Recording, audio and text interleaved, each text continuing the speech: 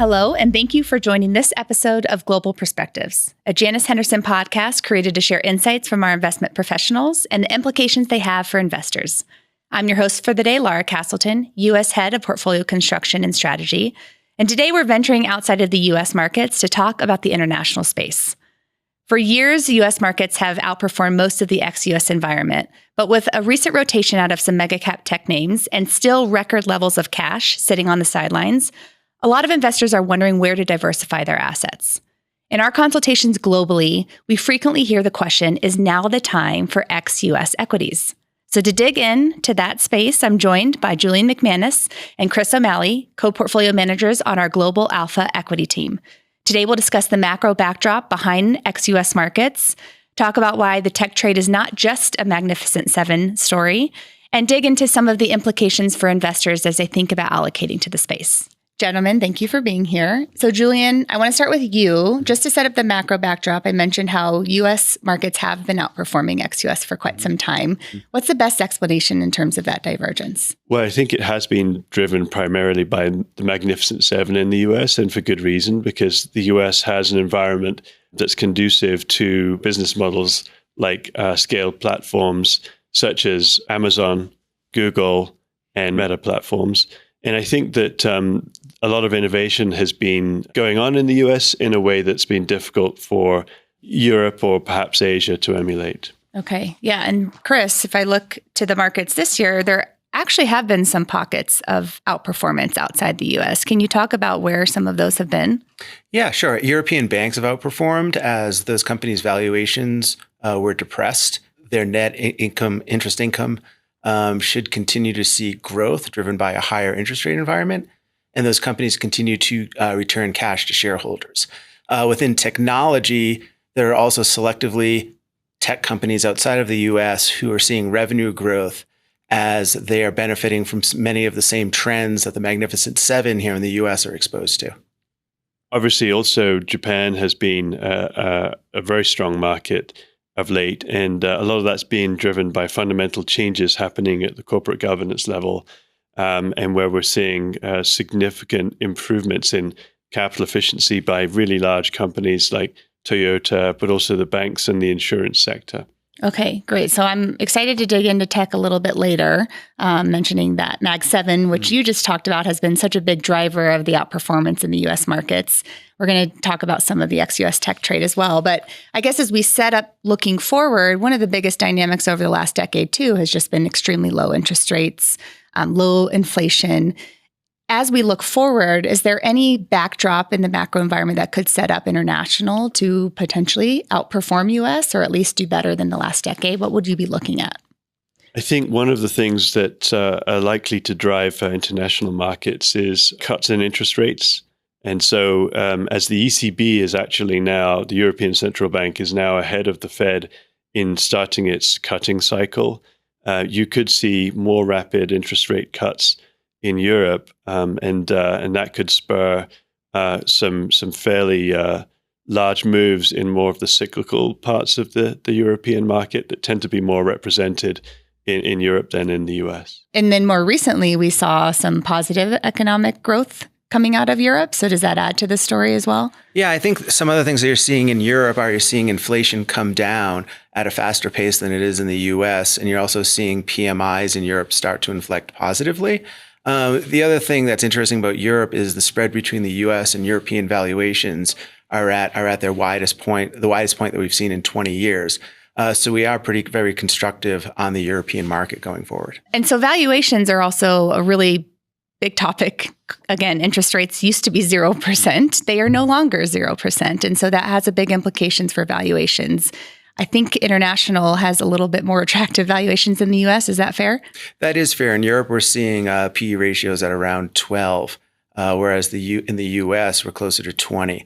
And so as the ECB continues to lower rates, we should see valuations increase and those multiples come up, especially as we see economic activity increase in Europe and earnings accelerate. And I would just add on that Japan also still has very low valuations, not quite as low as Europe, but sort of 14, 15 times earnings is quite common. And in addition to that, Japan, a lot of Japanese corporates have very overcapitalized balance sheets.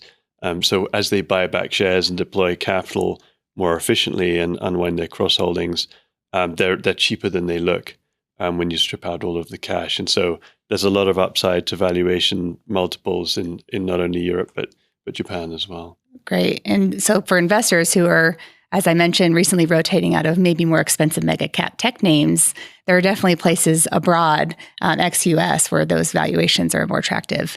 One question I do just want to address, though, is we get questions on geopolitical conflicts. Just what's the environment that you're seeing in terms of geopolitical conflict? How do you factor that in? So it's something that we think about a lot when we put the portfolio together. I think in the past, geopolitical risk has focused primarily on Taiwan.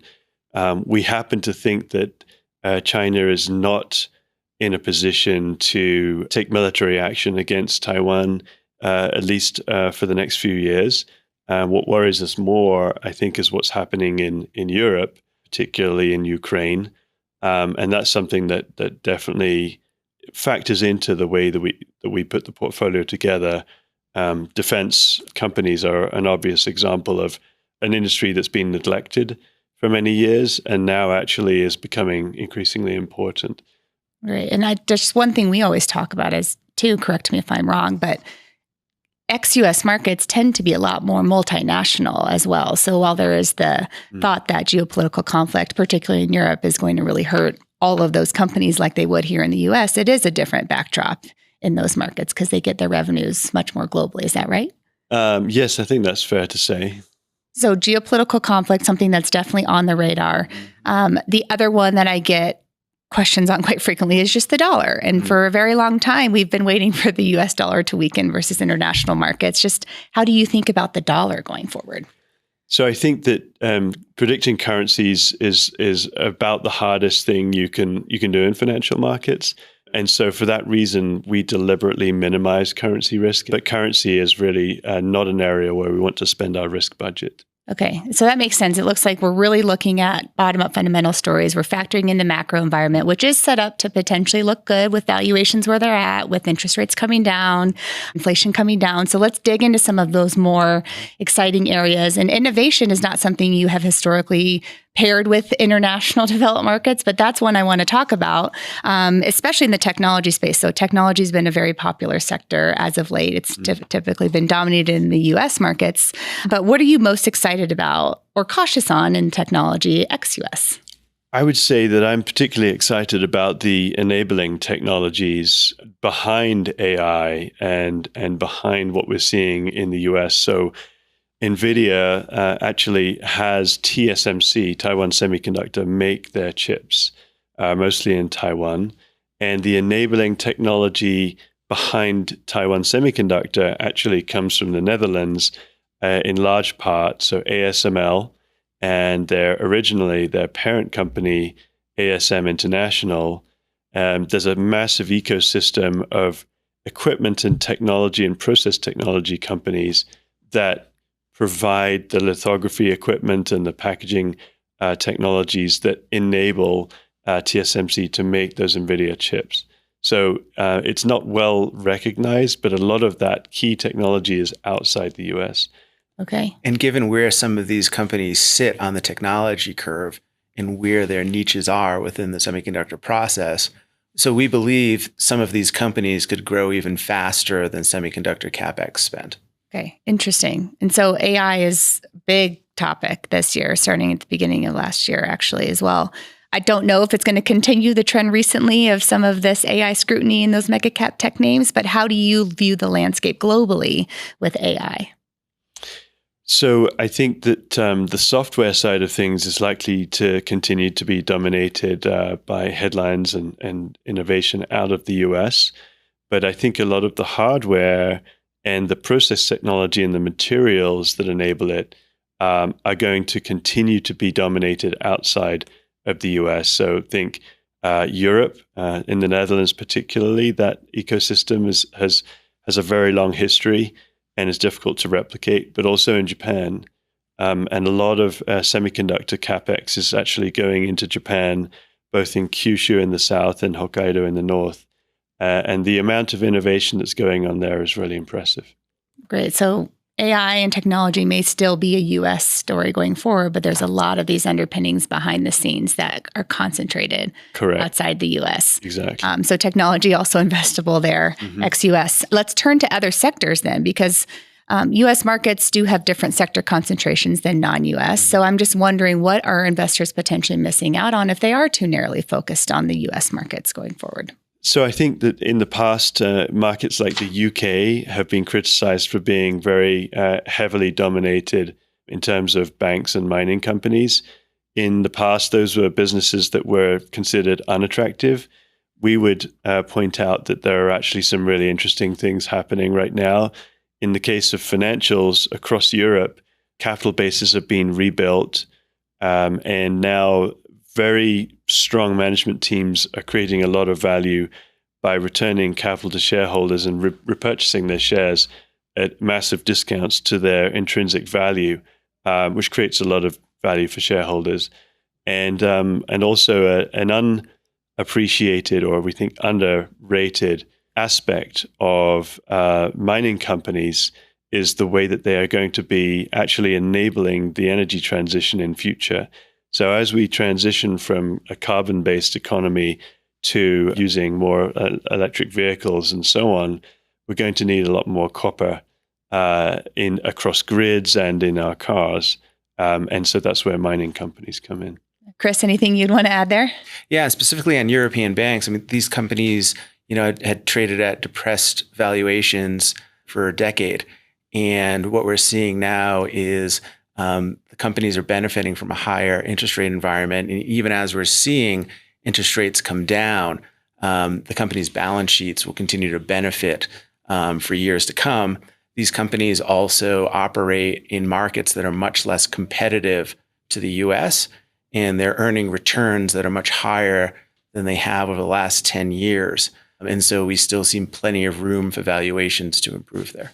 Great. That makes sense. Thank you both for that. So let's dig in then to implementations for investors, because as again, my team consults on portfolios, but just for any investor, there's a plethora of opportunities to get access to these non-U.S. markets. There's, dedicated emerging market strategies or just single stock companies. So how do you see the opportunity for investors to get access to a potential ex-U.S. outperformance or strong performance going forward? So I think there are two main ways you can do it. Obviously, international strategies give exposure to everything ex-US, including emerging markets.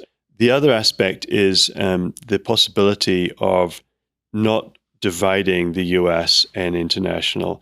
But if you actually allocate to a global product, then you can leave that decision of where best to allocate capital, whether in the US or whether outside the US, to the manager. And one of the added advantages is that one manager can have a holistic view of the risk around the world when they put the portfolio together. If you split your allocations into a domestic and an international manager, then you could end up doubling up on the same types of risks. We obviously spend a lot of time thinking through the risks that we're taking on a global basis. And so we find that leads to better risk-adjusted returns over time. That's absolutely something that my team does a lot of work on as well, consulting with portfolios. A lot of heavy U.S. allocations, you want to make sure that anything outside of the U.S. is actually providing that diversification benefit that you're looking for. So that makes sense. Something that we consistently hear even deeper than just that type of implementation is the free cash flow word thrown around. I think you teased it a little bit earlier. Why is free cash flow so important when you're specifically looking outside the U.S.? Free cash flow, as far as we're concerned, is the most important source of value creation, because at the end of the day, that's what investors get to eat. Whether that free cash flow is deployed by management teams productively in new investments, whether it's M&A or organic investments in their existing business, or whether it's returned to shareholders in accretive ways, such as buying back shares at a discount to intrinsic value, both have their place. But if you don't start out with that free cash flow that's undervalued by the market in the first place, then you're on shaky ground. And of course, we like free cash flow rather than just earnings, because earnings are always open to manipulation. Free cash flow strips out the manipulations and the distortions that some management teams are incentivized to perpetuate. The only thing I would add is that valuing a company based on its longer-term free cash flow generation potential gives us the confidence and allows us to take advantage of volatility in stocks based on near-term uncertainty.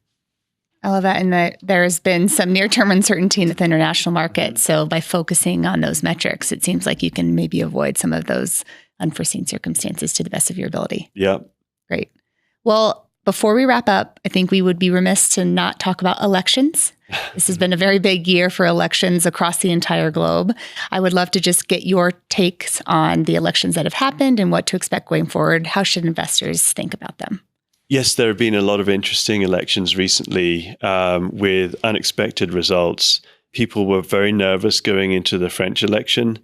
In fact, legislative gridlock has been the result in France, which is actually a positive for equity markets and risk assets, in our opinion, because some of the more extreme tail risk policies have been taken off the table there. Elsewhere in the world, in emerging markets, Mexico delivered a surprise in a greater than expected majority for the Socialist Party. And so markets are still trying to digest exactly what that means for equities. And then in India, the BJP party, led by Mr. Modi, delivered a smaller than expected majority, which we don't see as necessarily being negative. We think it means a continuation of the same policies. And then finally, in the UK, I think we're now starting to learn that a Labour government may not be quite as business friendly as they had led us to believe going into the election, since they found supposed budget shortfalls that may necessitate raising corporate tax rates, which they'd promised they wouldn't touch for 5 years. So all to say, every region is different and comes with its own risks, but we still find a lot of opportunity where the market is overpricing risk in some areas, like in France, and possibly underpricing risk in other areas, such as perhaps Mexico and the UK. And then finally, of course, I can hand this over to Chris, but we have the big election coming up in the US in November, and that comes with its own set of risks. Certainly the negative headlines around tariffs that might accompany a Trump presidency will be negative for many non-U.S. companies. We believe defense holdings would actually perform quite well as the pressure for European companies to increase defense budgets would increase. Makes sense. So obviously a lot of uncertainty still on what's going to happen here in the U.S., but in these previous elections, as you've noted, there's been quite a few surprises. So just adds to the story from what I'm hearing on a blanket passive allocation to international markets, especially around a year with so many elections, can come with some risk. Sounds like active management is important. Is there anything else you want to add on that? Yes, I think when you're investing internationally, active management's really important because it's important to be selective about which areas, which regions and countries you're invested in.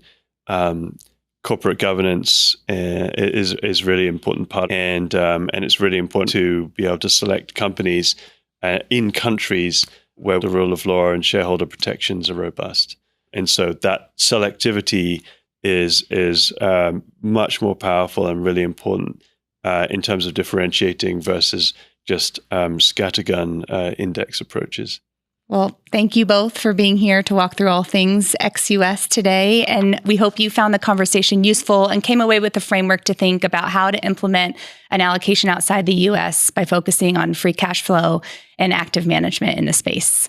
For more insights from Janus Henderson, you can download other podcasts wherever you find them or visit janushenderson.com. I've been your host for the day, Lara Castleton. Thanks. See you next time.